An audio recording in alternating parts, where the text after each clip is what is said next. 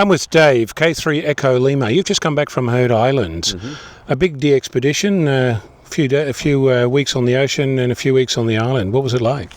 It was a really intense experience, both the time on the boat and also the time on the island. It just seems to have flown past. I can't believe it's nearly 2 months since we left.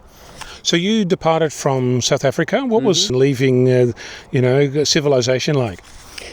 Well, been on a few of these somewhat lengthy boat trips before, and you leave port and immediately we knew we were on the sea because we hit rough seas coming out of South Africa, and so everyone was, just about everyone was pretty sick immediately. So that took our minds off everything. We were just thinking about our stomachs and how we felt and trying to survive the boat trip to begin with.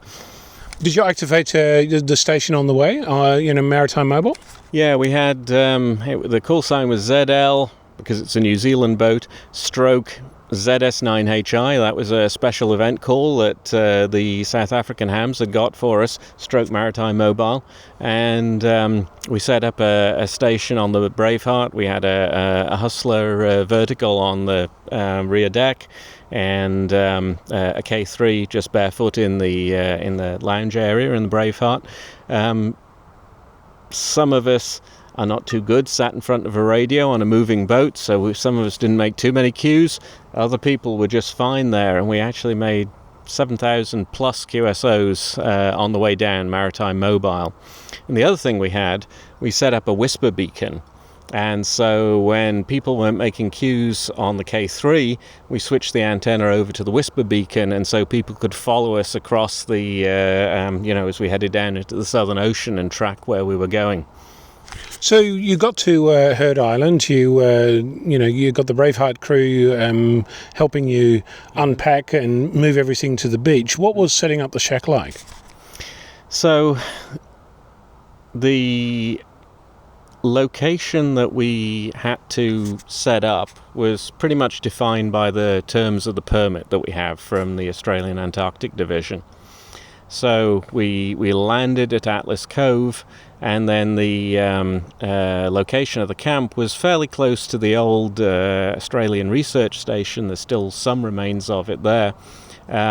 But it's several hundred meters away from where we had to land, and so we landed stuff on the beach. It's a somewhat sheltered anchorage. It's not great, but a lot of the time it's usable. And then the Braveheart crew would make multiple trips in their small boats to the beach. We'd offload onto the beach, and one of the items we took with us was an ATV. So we actually used that to haul the Braveheart's trolleys, wagons, to move stuff across the Nullarbor, which is a big flat plain, to the edge of the lava flow, and actually onto the lava flow where we were where we set up camp. So there was groups of people shuffling stuff, getting stuff off the boat, shuffling it to shore, moving it onto shore, other people moving the equipment onto the trolley, the ATV pulling that up to the camp, and then others of us were busily putting up the camp. And of course, given the environment, these are not lightweight tents. We had two very large tents, roughly 20 by 25 feet, which were provided to us as sponsorship by a company in the US called HDT.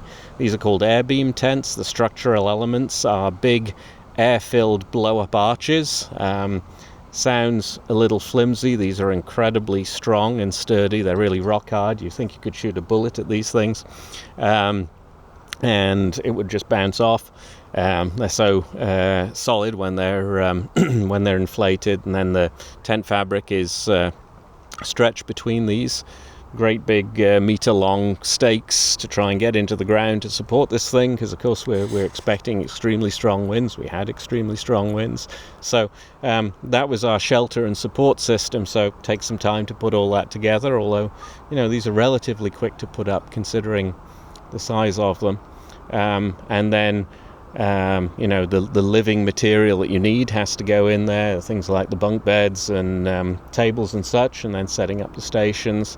So at the end of the first day, we basically had the camp established, we had the generators, we had living quarters there, and we had 2 stations set up at the end of that first day, with antennas for 40 and 30 meters, because we wanted to operate through that first night.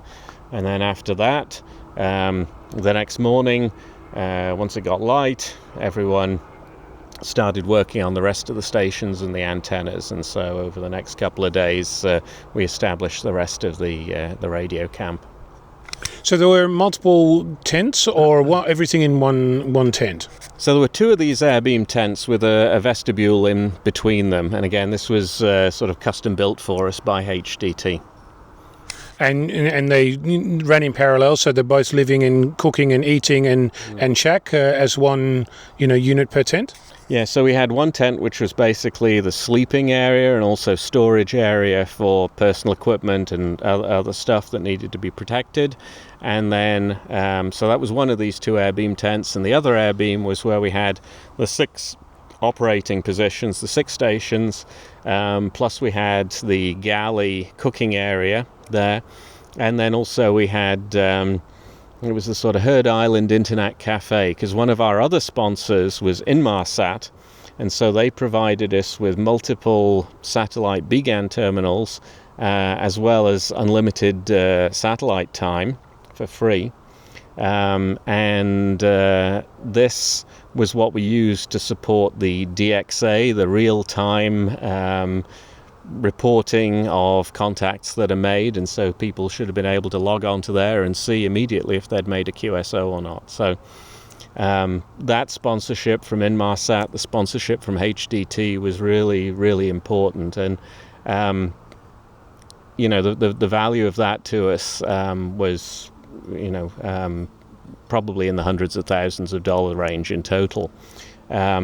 And we approached those companies, we actually approached them. The pitch was the whole project, because the Heard Island project was not just a DXpedition, it was also a scientific expedition, and it was really the science part which I think was attractive to a lot of these companies who, normally you don't think of them as sponsoring amateur radio operations, but the fact that this was a more broadly based expedition, it enabled us to tap into these companies like Inmarsat, companies like HDT, who normally wouldn't be perhaps interested in a solely amateur radio operation. So you did a lot of logistical exercises, you did a lot of operating, and you had a lot of fun along the way. What's your fondest memory? If I think about there are different times when you were operating. You had a particularly great pile up, or you had just a wonderful run. I remember one run on 12 meter CW, which was just fantastic and just seemed to go on forever. Perhaps my best radio operating moment was on 160 meters. Vadim UT6UD was in charge of the 160 operation. Early on, I'd asked him to develop a plan. We talked about different antennas, and he'd made a proposal for 160, so we said, okay, yes, let's do this. And he would usually operate from dusk until sometime in the middle of the night, and then at 3 a.m. I would take over and operate 160 for the rest of the night until dawn. And we had one super opening. It was maybe the third, fourth night we were on top band, and you knew conditions were special, because most nights when the grey line came across the eastern US, maybe I'd work a couple of stations, and it wasn't until the grey line arrived with us that I really started to work a bunch of stations. But that night, from the time the grey line hit the east coast of North America, it was working plenty of stations. And then when the grey line arrived on Heard Island, then we were working stations in all across the US, as far as the Rocky Mountains and places like South Dakota, for example, and Minnesota, which, that's really a challenge on top band from Heard Island. And I think my favorite QSO was when I heard W0GJ calling, and he was on the last Heard Island expedition and was the guy who did a lot of the top band and low bands work then. And so to be able to work him, that was just a real thrill, I think, from both ends. And one of the special things about this, or the unusual things about this expedition, like I was saying earlier, was the connectivity we had with Inmarsat sponsorship. And so a lot of the time that we were operating on top band, we were also logged into the low band's chat room. And so, you could really see the excitement of people when someone got a cue, and they would post on there.